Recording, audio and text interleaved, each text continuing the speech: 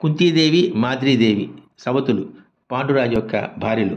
ఒక చిన్న కలహం తమాషాగా ఉంటుంది.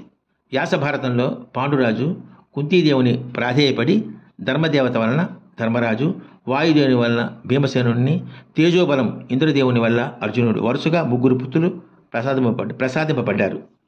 తన ప్రియపత్ని మాద్రీదేవికి పుత్రులు లేరు. ఆమెకు మంత్రం ఉపదేశించమని పాండురాజు కుంతీని మనసారా కోరుతాడు.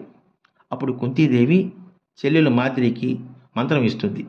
మాద్రీదేవి అశ్విని దేవతల వల్ల కవల పిల్లలు అందమైన నకుల సహదేవులను కంటుంది. కవల పిల్లలు అర్జునుడి కన్నా 2 సంవత్సరాలు చిన్నవారు.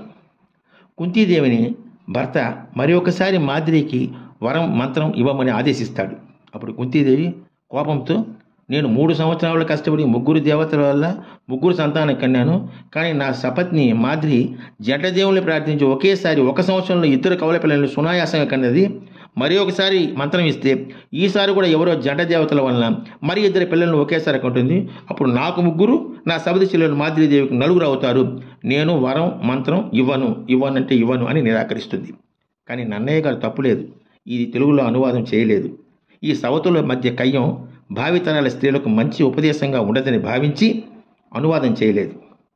నన్నయ్య జనహితం కోసం ఇలా చేయవలసి వచ్చింది, అంతేగాని మరి ఒక భావన కాదు అని నా విశ్వాసం. శ్రీరామజయం. పగడాల జనార్దన్, తిరుపతి.